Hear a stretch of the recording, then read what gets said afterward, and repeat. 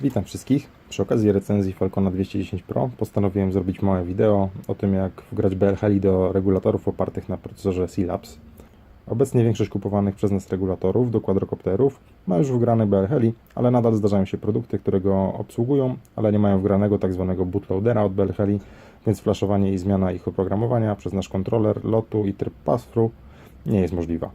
Jeśli natrafimy na taki przypadek, jak na przykład moje Flycolor Fairy 20A, musimy najpierw poszukać w necie informacji, czy w ogóle przyjmują BLHeli i jaki jest układ padów do flaszowania. Kiedy już mamy takie informacje, możemy przyjrzeć się naszemu regulatorowi i zlokalizować wcześniej wymienione pady. Zazwyczaj jest ich 4, a interesować nas będą 3 z nich. W moim wypadku będzie to ground po lewej, C2CK po środku oraz C2D po prawej. Są to pady, które prowadzą prosto do procesora i pozwalają na wgranie oprogramowania w fabryce. Do samego wgrania oprogramowania posłuży nam jakieś Arduino, na przykład popularne Nano. Niestety moje coś za nie mogło, więc posłużę się Arduino Mega, które tu widzicie, oraz oczywiście 3 przewody, które przylutujemy do naszych padów i które ja już zdążyłem wstępnie pocynować. Mając wszystkie elementy, możemy przystąpić do pocynowania delikatnie naszych padów, co bardzo mocno ułatwi nam przylutowanie naszych przewodów za chwilę. Generalnie nie trzeba lać dużo cyny. Jako że pady są małe i dość ciasno ułożone, to mniej równa się lepiej, bo nie chcemy, aby nadmiar cyny przelał się na inne pady albo elementy SMD naokoło. Jeśli tak się stanie, to oczywiście musimy najpierw usunąć nadmiar cyny i upewnić się, że przypadkiem nie zwarliśmy żadnego połączenia. Przewody nie muszą być przylutowane bardzo mocno, byleby tylko stykały i nie odpadły w czasie późniejszego wgrywania programu. Tak to mniej więcej powinno wyglądać już po podlutowaniu. Jak widać, jeden pad jest pusty, możemy go użyć do zasilenia samego procesora na 53,3 V, ale akurat uważam, że im mniej kabelków muszę przylutować w tym miejscu, tym lepiej i zasilę regulator poprzez podpięcie pakietu LiPo, tak jakbym to robił przed lotem. Jeśli chodzi o samo podłączenie do Arduino, to odsyłam do zapoznania się z dokumentem 4W-IF Interface Pinout, dostępnym w folderze Manuals, zawartym w paczce z oprogramowaniem BLHeli.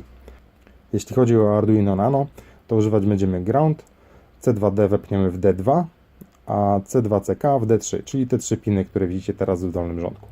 Jeżeli będziecie chcieli użyć Arduino Mega, tak jak w moim wypadku, to użyjemy oczywiście któregoś z groundów, na przykład tego umiejscowionego tutaj, oraz pinów D50 dla C2D i D51 dla C2K. Tutaj obok mamy również ground przy pinie D53, więc możemy również z niego skorzystać, będzie nawet wygodniej. W tym momencie możemy przystąpić do podłączenia, pamiętając, że skoro będziemy zasilać regulatory z pakietu LiPo, to albo musimy odłączyć nasz nadajnik wideo, albo założyć chociaż naszą antenkę wideo, aby uchronić nadajnik przed spaleniem. Następnie podłączamy nasze Arduino do kompa i uruchamiamy program BLHeli. Kiedy program się uruchomi, przechodzimy do zakładki Make Interfaces. Z rozwijanej listy wybieramy nasze Arduino. W Waszym wypadku możliwe, że będzie to Nano na Atmedze 328, a w moim Mega na procesorze 2560. Następnie klikamy Make 4-Way IF Interface, klikamy OK i wybieramy plik opisany jako Multi. Zatwierdzamy flaszowanie i czekamy, aż program się wgra. Mamy już wszystko gotowe, więc wracamy do zakładki S-Setup. Na górze klikamy menu wyboru interfejsu i wybieramy opcję B, czyli C-Labs C2 w nawiasie 4-Way IF. Sprawdzamy, czy mamy wybrany poprawny port COM. Podłączamy LiPo do naszego kłada, klikamy Connect, a po połączeniu Read Setup. Wyskoczy nam komunikat o nieznanym S, no bo przecież nie wgraliśmy jeszcze BLHeli, więc klikamy OK, a na zapytaniu, czy wgrać BLHeli, Yes. W tym momencie wybieramy nasz regulator lub SAT, który wiemy, że pasuje do naszego regulatora. W moim wypadku Flycolor Fairy 30A, który pasuje również do mojej wersji 20A, a następnie, jeśli jest taka możliwość, to wybieramy wersję multi, czyli kopterową i klikamy OK. Wyskoczy nam ostrzeżenie, więc upewniamy się, że wybraliśmy poprawny wsad i klikamy Yes.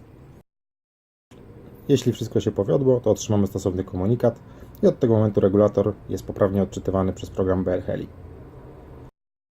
Możemy teraz pozmieniać ustawienia regulatora, kierunek obrotów silnika i tym podobne, albo odłączyć nasze przewody i powtórzyć całą operację na naszych następnych regulatorach, bo od teraz nie będziemy już potrzebowali Arduino, aby zaktualizować firmware i zmieniać ustawienia.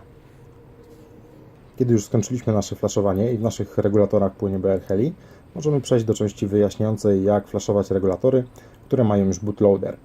Wystarczy podpiąć się do kontrolera lotu za pomocą micro USB, tak jak robilibyśmy to w przypadku zmiany ustawień w beta albo clean flightie i uruchomić ponownie program BL Heli. Z menu interfejsów wybieramy opcję E, czyli Sealabs BL Heli Bootloader w nawiasie clean flight. Sprawdzamy, czy mamy poprawny port COM i klikamy Connect oraz Read.